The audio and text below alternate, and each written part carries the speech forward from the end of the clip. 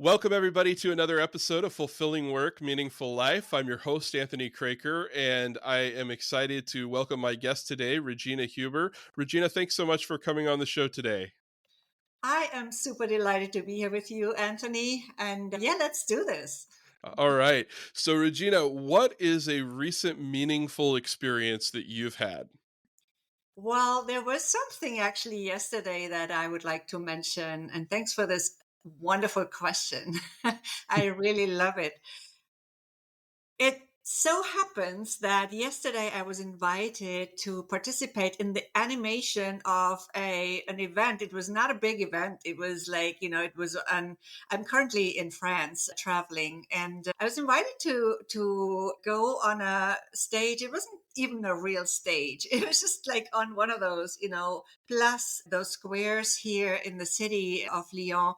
I was invited to accompany a Congolese dancer, and she was doing a sample show animation of ndombolo dancing, which I love, love, love. I love the music for it. I love the dancing, and I had taken some classes with her, and just I found her a while ago because I usually used to dance with somebody in New York City, but now that I'm temporarily here, I was so happy to find her. So it was such a pleasure to do that with her. There was no huge preparation. It was just like all impromptu, showing up, and she was doing her thing and I was following her, and people had some fun. And it just felt so good, Anthony. And yeah, we definitely want to do this again.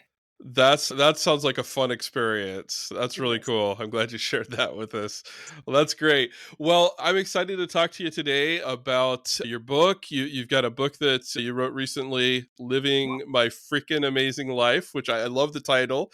That's a fun title, and we're going to talk about living with intention and clarity, and how that applies to our everyday lives. So, first of all, if you would just tell us about the book. What made you decide to write the book, Living My Freaking Amazing Life?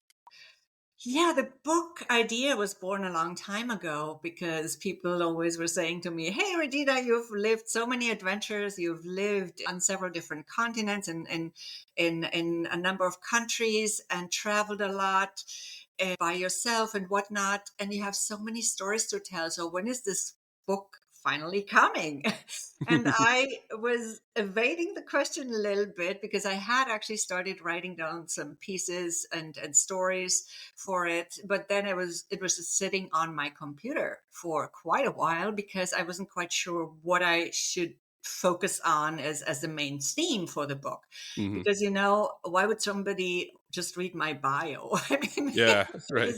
there's no real reason for that, right? Unless they're my friends our family. So, and they already know a piece of it anyway.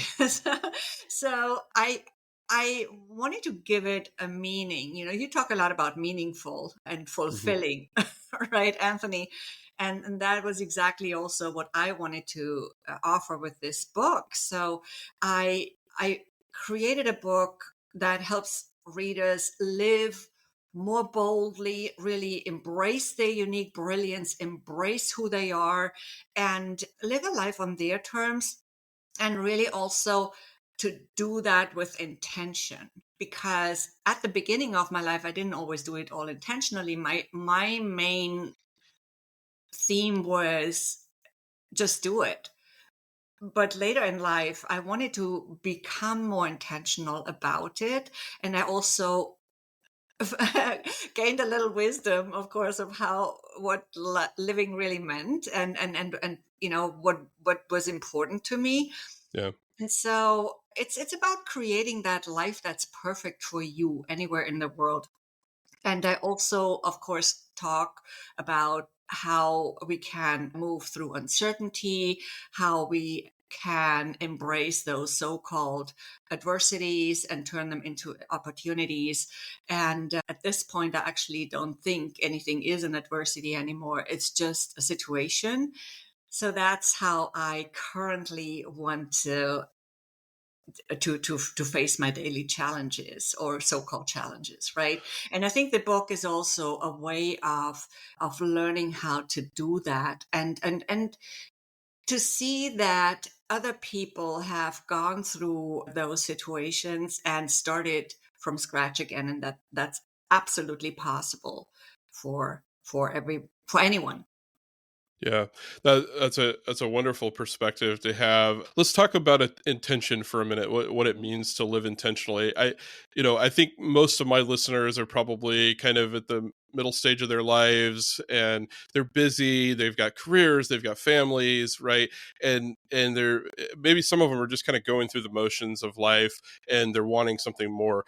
How exactly can we be more intentional in living the life that we want? First of all, I think it's about gaining clarity of what it really is that you want. Hmm. A lot of people don't are not really clear on that. And that's quite understandable because sometimes we think we need to know it for the rest of our lives, but that's not actually how it works. It might just be for the next year, it might be for the next week, and that's totally fine. We talk so much about life purpose, but what if that purpose could change over life?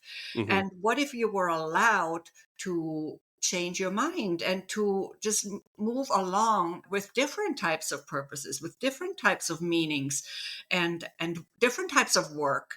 And what if you could create something totally new just based on what you have learned so far?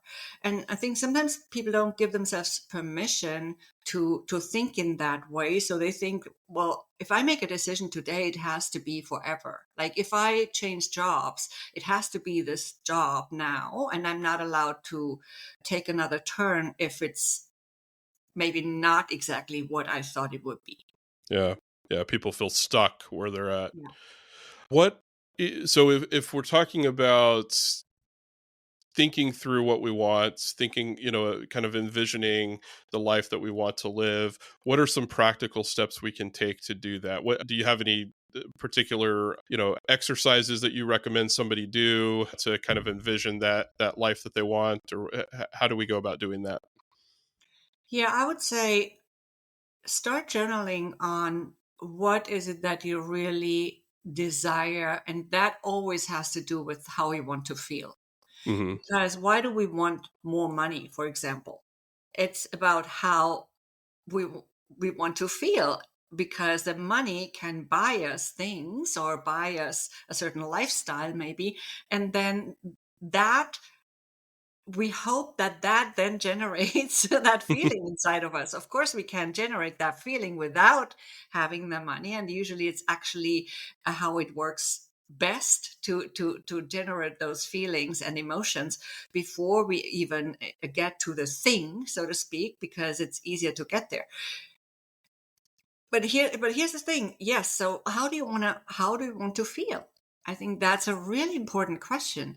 And that's also going to take you on the right path, because then it's no more about what other people want for you, what you think you should want, but what you truly want. And then also, how do you dare be who you are? A lot of people don't. And that's Yeah. quite understandable too. There's no judgment here, because we unlearn to be who we are very early on in our lives. Yeah. Yeah. Take school, for example. We are really shaped into somebody that we might not even want to be, because we're supposed to fit into the system. And maybe the school you go to isn't really for you, but you had to do it anyway. So now that you're an adult, maybe don't feel comfortable in that you mold that you were pressed into anymore, and it's time to shake that up. Yeah. Yeah. The subtitle of your book is "Create the Life That's Perfect for You Anywhere in the World." And I'm guessing that's kind of based on your travels and experiences living all over the world. What are some universal principles that you've learned as you've lived in various parts of the world about how to create the perfect life for ourselves? To me, everything is about freedom.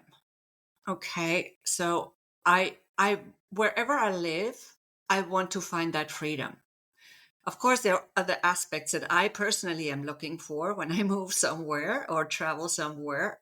And for travel, for short-term travel, it's maybe not as important. But for when I move somewhere, I also want to dance. I want to be able to dance. But maybe for you, it's something completely different. So Yeah. yes, I would definitely, if you are considering moving, I would make sure that your basic interests are fulfilled. It's not even basic needs. It's really your basic passions, right? Your most important passions.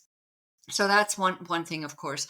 And then I think wherever I have moved, what's been really, really key and important is to stay authentic to who I am while adapting to the new location. Mm. So what does that mean in practical terms? It's really to be selective about what you take on, and I can pick and choose what is for me, what's not for me. It can be extremely enriching to live in a completely different culture to your own, but that doesn't mean that you have to accept everything in that culture. You need to adapt to the location because you want to live in its practicality, and you want to make new friends and all that. And we're all social beings. So that's normal and that's also desirable. And at the same time, I personally want to also stay true to who I am. Hmm. So I don't have to give that up. Have you had an experience where your authentic self has maybe clashed a little bit with the culture or the surroundings of where you were living or where you were visiting for a time? Well, for me, where it might clash is when it comes to religion sometimes a little bit, because I have no religion. Okay. Uh-huh. I'm not, I don't feel close to any religion. I grew up Catholic, but that's definitely not my preferred, Sure. association. Hmm. So everybody does what they want. Everybody's free to believe and do what they want. So I sometimes just really, it's interesting to have those conversations, but not everybody is open minded enough to have the conversation and the way I would prefer to have it. And of course, open mindedness is about listening to completely different opinions too. However, do I really need to have those clashing moments? So maybe not, so maybe there's some moments when I look for a different type of conversation. Yeah. Finding the common ground instead Yeah. of the differences. Yeah. So let's kind of put this in practical terms for our audience. So somebody listening might be thinking, this sounds great. This sounds wonderful. The idea of living with freedom and, doing the things that I want, creating the life that I want, the life that's perfect for me. But I've got bills to pay. I've got a career that I've been in for X amount of years, and it would be really difficult for me to transition to something else. I've got obligations to my spouse, to my children. What do you say to that person that's maybe hearing these ideas and they're excited about them, but they're also thinking, I don't know how I could even do this with the obligations that I have right now? So first of all, living or creating the life that's perfect for you isn't necessarily always about moving or traveling. That's just Hmm. my perfect life. Yeah, and, sure. and I want to make that very clear. Your perfect life might look completely different. You might not want to rappel down a mountain. And I've only done that once myself, but it was also like a brave thing for me to do because I was afraid in the once. Yeah, that's not on my bucket list either. But here's the thing, my type of adventure is actually a little bit different, although I've done a few of those things Yeah. too. But that's how I want to live my life. That's just that adventurous spirit in me. And I think I've always had that to a certain extent because as a kid I was the shyest kid in the village, and I needed to somehow find that courage and find that confidence to actually move and move around by myself. I've traveled a lot on my own in Yeah. several different countries, including other continents. And and the thing is, it doesn't have to be yours. Yours can look completely different. Maybe yours is your perfect family life with your garden, and that's totally fine. It really starts all inside of us. Freedom, true power, true peace, it's all inside of us. It's not in the outside of us. And there are no real circumstances. It's all created by us in in a way, right? Yeah. So what else do you want to create for yourself? That's the real question.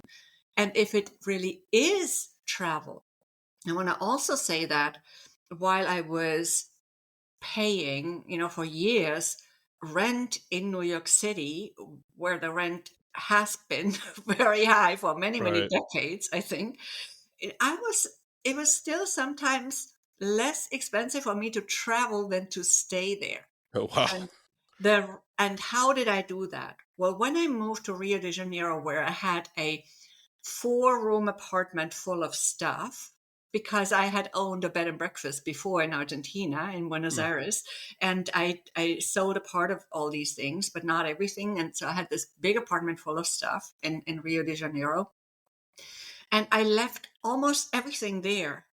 And I actually let go of a lot of stuff. It's a long story. It's also in my book. Not all of it was, without pain. I have to admit, Sure. attached to things, especially also my 35 boxes of books. But I did that eventually. And that allowed me to live in furnished apartments in New York City for years.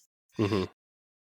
That again took me to a landlord who was an opera singer, and he sometimes spent some time in New York City, but I was the tenant, however, for years, by the way. However, we had this really great relationship. When I was traveling, I sometimes didn't pay at all, or sometimes I paid a much lower rent because he was very happy with how I kept his apartment and whatnot. So, Hmm. and what type of tenant I was. So we had this mutual agreement, and we made it work for both of us. So sometimes there are solutions that you might not immediately think about. And then of course, then I would take an Airbnb, for example, in Kigali, Rwanda, or in Cameroon, or wherever, right? Yeah. Where there is Airbnb, there's not everywhere, but and then yeah, and then I would be in a country where maybe the currency or the life during that time, my life during that time would be low cost, and it paid itself literally. Even Yeah. though I would do work there that was not always paid. Sometimes I would do an exchange also. I did that also for some time while I was in Rwanda. For half of the time, I had an agreement with a young group of people who I taught a workshop of 5 days for, and they gave me accommodation in exchange. Sometimes you got to be creative. Yeah, thinking outside the box and looking for solutions that maybe aren't obvious in the moment. I like that. I also really liked that you emphasized that it's about creating the life that you want, not somebody else's idea of what an adventurous life should be.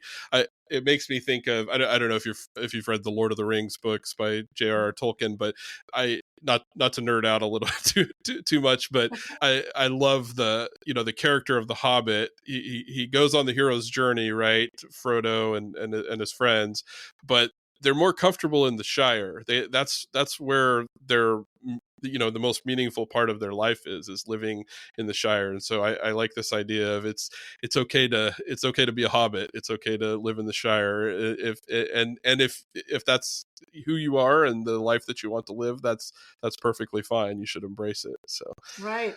Yeah, and for some time I was also literally a nomad. In 2019, I gave up that New York apartment because I was going to be traveling for at least a half year. And I talked to my then landlord, and I said, "Look, I want to be I want to be fair with you. Now I'm going to be gone for quite a while, yeah, and when I come back, I don't really know what's going to happen." So he said, "Well, then maybe it's time to part," and we did that, part ways, right? And we did that, but then it started in Arizona with a speaking engagement for a conference. Then I went to South Africa for a month again. I'd been there several times for entire months or even 2 months. And then, there were some other speaking engagements in several different states in the US. I went to visit my family for a couple of weeks in Germany, went back to New York. Then I went to Uganda for a month, to Rwanda for a month, and then we know what happened anyway. In March, when I was back, my speaking engagements were all canceled in New York City. So I actually went to Mexico, and because I didn't have an apartment where I had to stay at that time when the lockdown started, so I went to Mexico. So that's also an option if you Hmm. have a business in that mobility. Now, if you have a job, and you mentioned career before, then it's maybe you do it for 2 weeks if you get a vacation of 2 weeks, or maybe you do just something completely different. Yeah, there's a world of possibilities, right? Yeah. So good. I've heard you talk about the inner voice, and talk to us a little bit about that. How can we more intently listen to our inner voice? Yes. It's about becoming present. We are so in the daily rushing around, running around. We're so used to that. Sometimes our entire day is just one big schedule, right?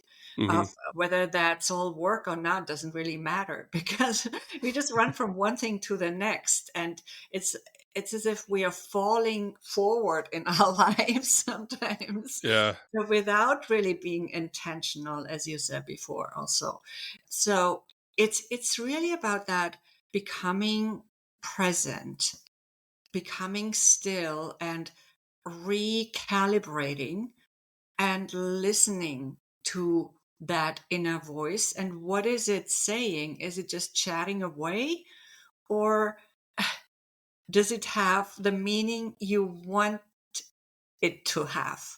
Mm. Right? Because it always has meaning. Your voice always has meaning.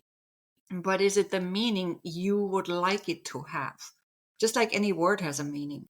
So, how do we do this? Well, one way is definitely using your breath.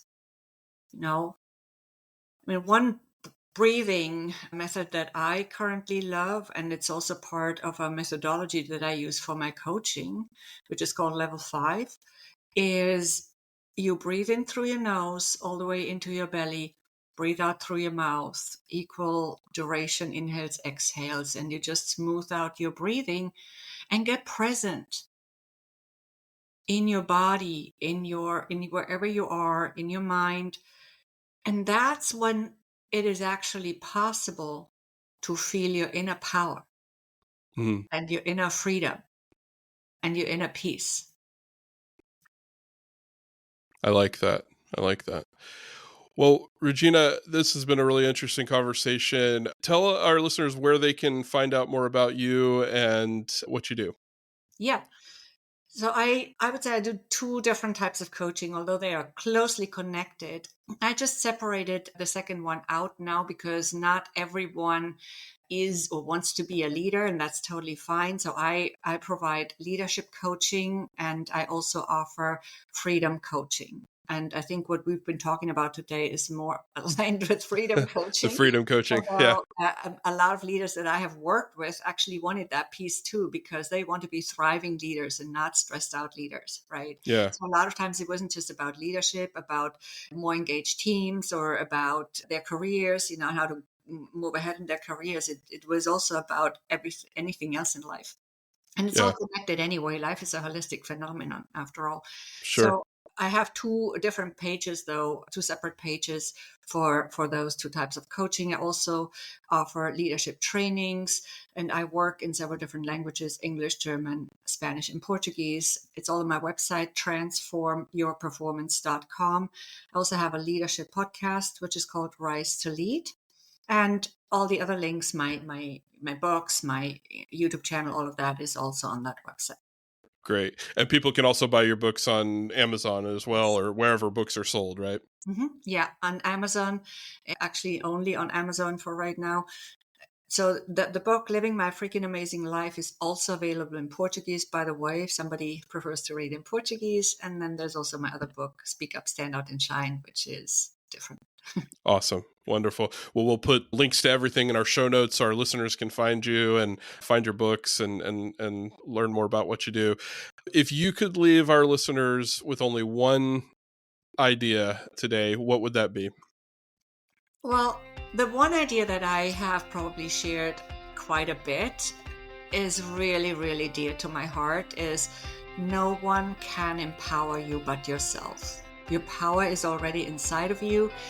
No one can place it into you. It's really a matter of connecting with it, of feeling it, of owning that the only power that there is your inherent power. Wonderful. Regina Huber, thank you so much for joining us on Fulfilling Work, Meaningful Life. Thanks, Anthony, for having me. It's been a pleasure.